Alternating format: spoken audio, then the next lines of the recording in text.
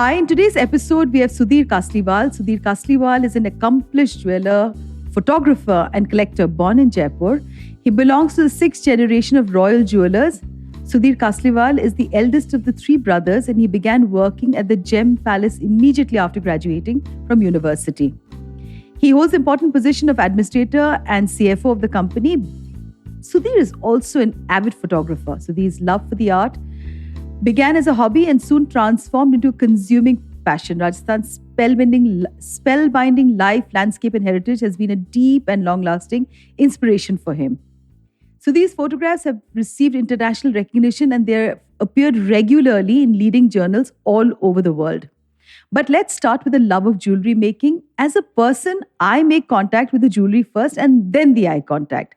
So welcome, Sudhir, in today's episode, and tell me all about the start of this journey.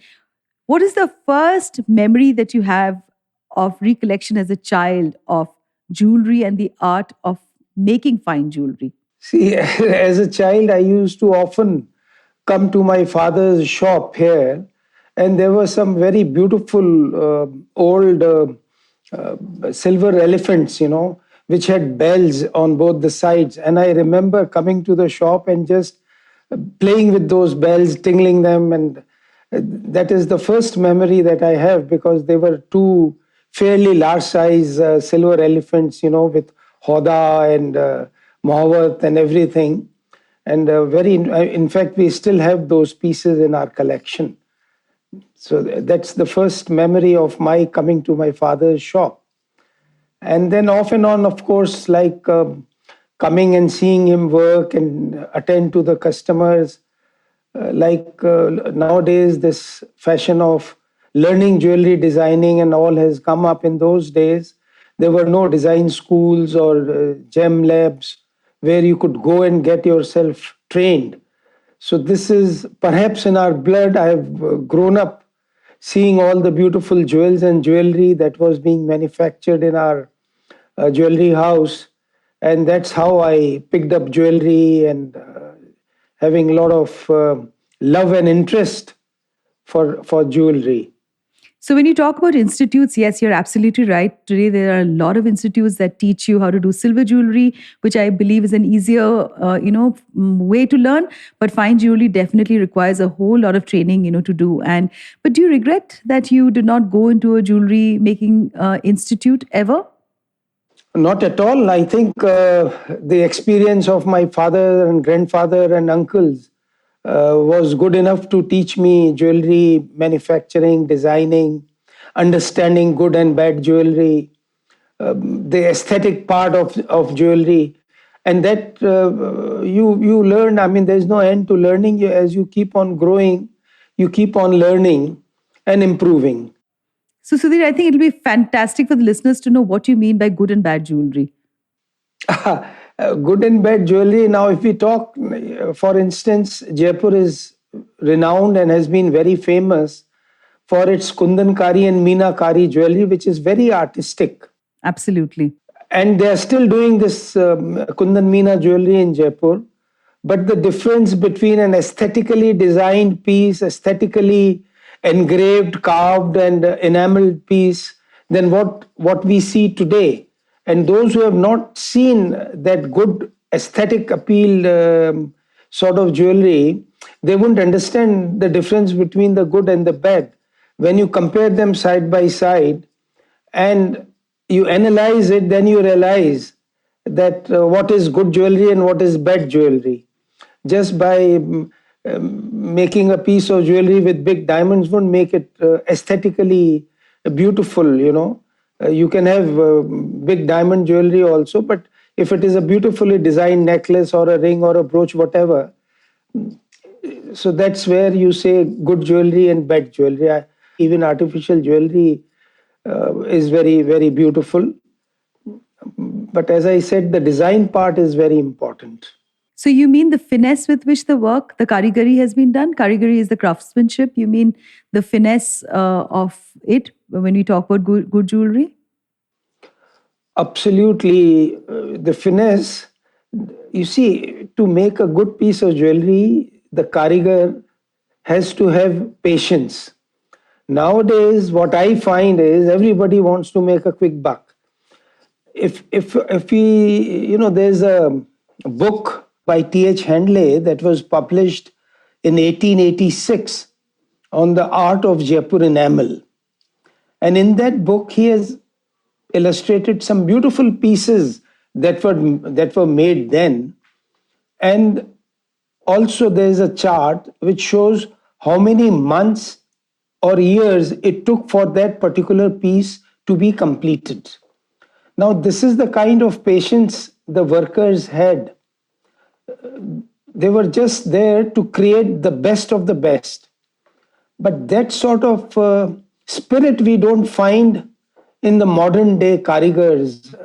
At least that is what I feel when I see what products are coming nowadays, particularly of the Jaipur enamel work, vis-a-vis the products that were made 100 years or even 75, 80 years back.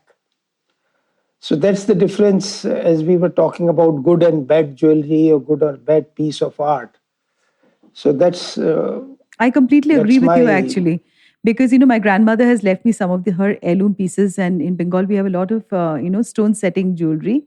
It's done in very fine gold, and even now when you turn the back of it, the neatness in which the stones have been placed, is unbelievable. It is smooth as a baby's bottom. When you see, this is something that I once asked my father, that the back of the say, for instance, enamel jewelry, you don't see the enamel, you only see the front portion studded with stones like diamonds, rubies, or amulets. Then why do they have to waste so much time? So he said there is something called art, and when a wearer wears that jewelry, the skin feels the jewelry. Like, for instance, you can have a piece of glass cut into a diamond shape of 3 carats, and you have a real diamond. Apparently, for a layman or from a distance, it will just look like diamond. But the thrill that the wearer or the owner gets out of wearing that piece of jewelry makes it beautiful. So you not only wear jewelry to show, or that it is to be seen, but I feel that you feel that feel good factor is there when you're wearing a good piece of jewelry and a bad piece of jewelry. Absolutely. I completely agree with you because I'm a huge fan of jewelry. I love jewelry. I love traditional jewelry hugely. I'm a Bengali That myself. I could very well see when I met you. Yes. I was trying out every piece that was there that you were showing me. And, of course, I can't get over that beautiful, absolutely fine duck and the peacock that you had made with that little pearl drop. And so I just want to ask you, that is there any new designs that designers today who, come out from design schools, do they endeavor to do that? Or is it the same traditional jewelry that still is being No. They definitely come out done? with good designs, but the Okay. inspiration are old traditional designs. For instance, in Rajasthan, we had this enameled, what you call now as choker is known as adia. Now they have these chokers made of diamonds, not necessarily of enamel work, but the basic inspiration or the design is our traditional choker design, or what they call chandelier earrings. We call them jhumkas. Yes, Now there jhumkas. are, yeah. So now, see, interestingly, in English you only say earrings. At the most, you describe chandelier earrings.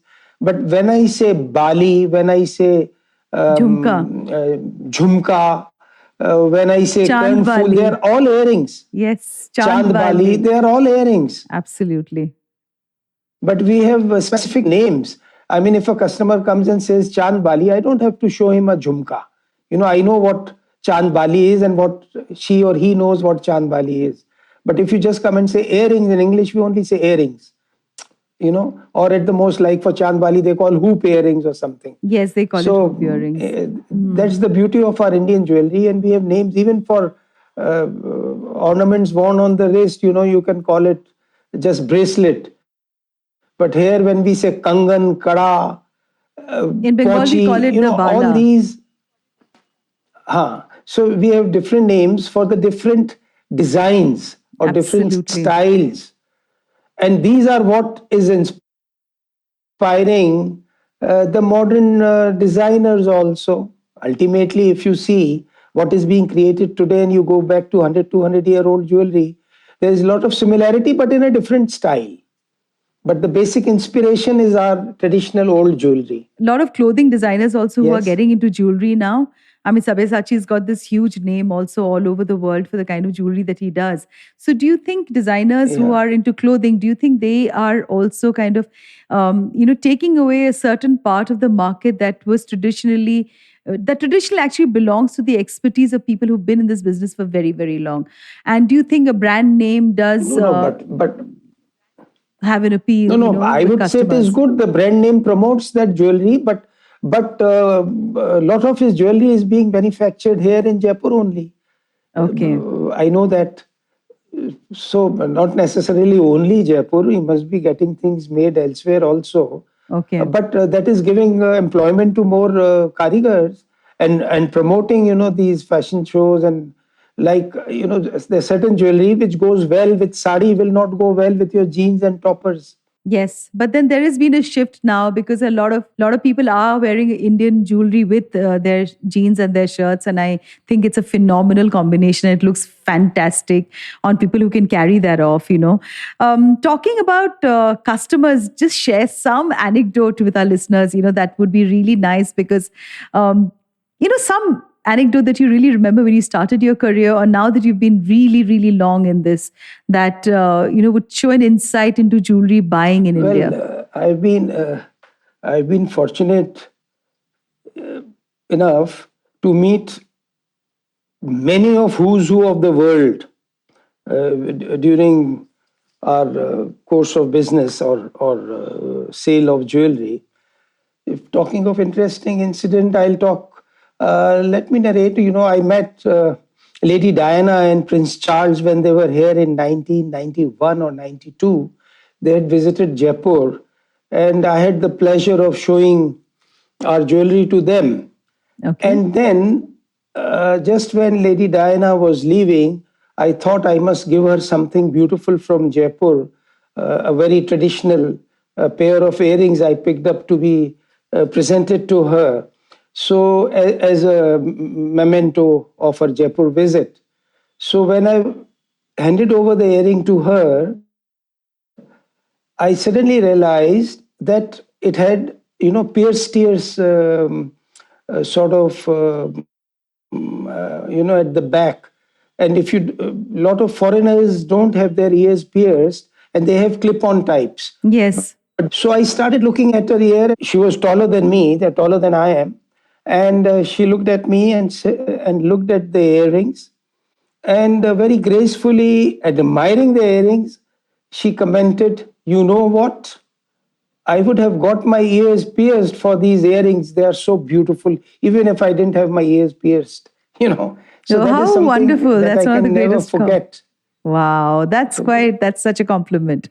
Yes, and of course, I It saw for is. myself the kind of things that you've, and it stayed back in my heart. And of course, I'm planning to come down, and yeah, they were just absolutely gorgeous, especially those boxes also that you showed me. I would really like you to tell my listeners about those boxes because I came back and I told, my friends about it and they were like amazed because we've heard about these sort of boxes that were used in the earlier days. My grandmother had, one box and, I don't know where it has gone now, but who are the people who pick up those little boxes to keep little things that had that absolutely fine enamel work, inside the lid and all the stones on top? So, what kind of customers are they from India who pick up those absolutely Well, gorgeous, there are exquisite collectors boxes? from India also, Okay. and foreigners also. Like when you see these auction houses, Sotheby's and Christie's, there are so many art objects studded with diamonds and rubies and sapphires and all kinds of precious and semi-precious stones, be it swords, daggers, boxes, all made here in India. So there were collectors who would buy. As I said, it gives you a personal pleasure. You can have a simple cardboard box, and when you have a silver box or a gold box with intricate carving or beautiful enameling or studded with precious stones, the kind of pleasure that you derive out of it is not, I can't describe it, but that's why they were making, using this art, just not in jewelry, but in manufacturing of beautiful art objects. Absolutely, yes. And I think jewelry is one of the best ways, to express yourself. And but now let's just talk a little bit about the photography, Sudhir. I mean, I am been staring at the book that you gifted me, and I couldn't get over all the prints that I saw in your office. So tell me a little bit about your photography journey. When did it begin? And of course, you showed me all those reels and those negatives that we used to call in the earlier days. Yeah. Yeah. How did it start? I started photography when I was in 7th or 8th grade in school. Okay. And ever since, this photography hasn't left me. It is a passion. Did you And ever think about switching into photography fully? well, I know there were a lot of people who saw my work and said, "Are you a professional photographer?" I said, "No, I Yes. just do it for pleasure." Okay. Because I had my other source of means of earning money, my traditional family business. So I just kept it as a hobby, but I did get a kick when my work was published in some book or some magazine or some international magazine. And that kept on inspiring me and encouraging me. And I'm from the old school, and what you see today is all digital photography. But I still enjoy doing, The manual. analog film photography. Okay. And that's where you really feel that you've created something. This is my feeling, that when I develop a film, print it, it gives you a different feeling altogether. But The I think look it's is very different, the feel fascinating. is different. It's very fascinating how photography has changed today because, of the phone cameras that's available. So a lot of people have, they have the But ability as I now. said, again, anybody can click a photograph with an iPhone or a digital camera. But then again, the same thing is that anybody can make a jewelry, but one jewelry or one photograph that appeals to you, that has aesthetic sense, that has sense of composition, makes the world of difference. Just by clicking randomly pictures, you don't really become a photographer. Yes, you don't. It is about the composition and the subject. So I've seen Yeah, your subjects. it's a kind of art. It's a different form of art, and good that people are recognizing photography as an art form now. Earlier, when photography was just invented, people didn't consider it as an art, but today it is definitely an art, like a painter who paints. This photography also is an art in So you its do a own lot of way. portraits, am I right? No, I do all kinds of photography, but portraits, interesting portraits, yes, I do. Okay. But I love Fantastic. shooting life and people, documenting the lives, going to the villages, to the countryside. And surprisingly, now when I visit the same places, they have transformed. So I think my photographs that I've shot in last 20, 30 years, they have already become history. But at least for posterity, the people will know how this place was, how the houses were.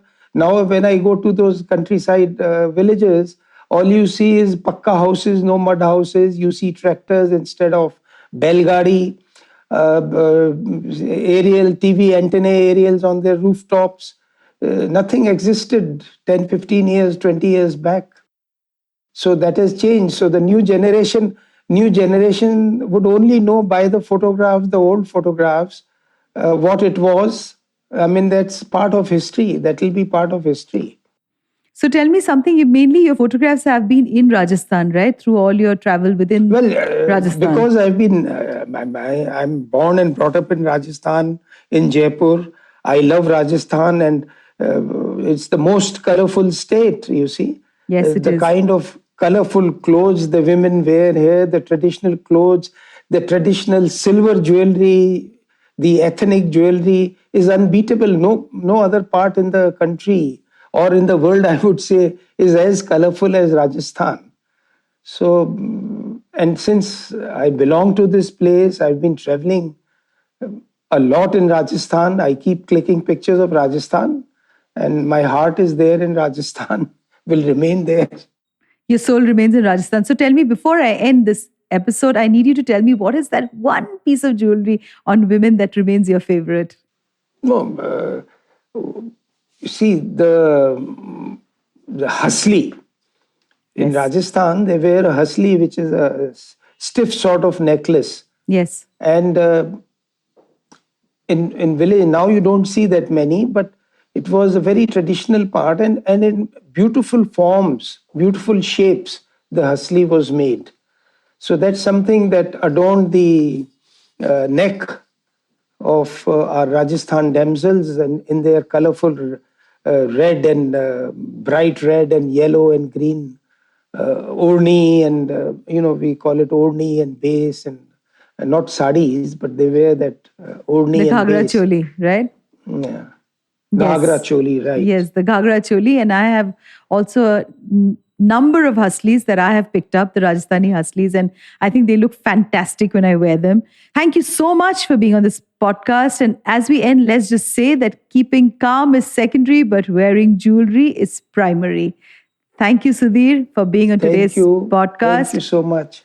And I look forward to seeing you in Bangalore, or I'm coming to Jaipur to go You're on a most ride welcome. on the vintage I hope cars. this time when you come, you have more time. Then I can really show you Jaipur and Rajasthan through my eyes. Oh, I would love that. Absolutely, because Rajasthan remains one of my favorite places in India, and I visit it every year, excepting for the years of COVID that I couldn't go, but I never miss out winters in Rajasthan. Well, And unfortunately, this COVID is spreading fast. So maybe after 3-4 months, yes, things will improve. And that's when you should visit. absolutely. So thank you so much, Sudhir, for being on today's podcast. To you, our dearest listeners, you can find us on your favorite streaming services. Find us on Spotify, Amazon Music, Apple Podcast, and of course, all other major streaming services. With loads of love, we are Moody Mo Awaz Podcast, where Hatke is hot.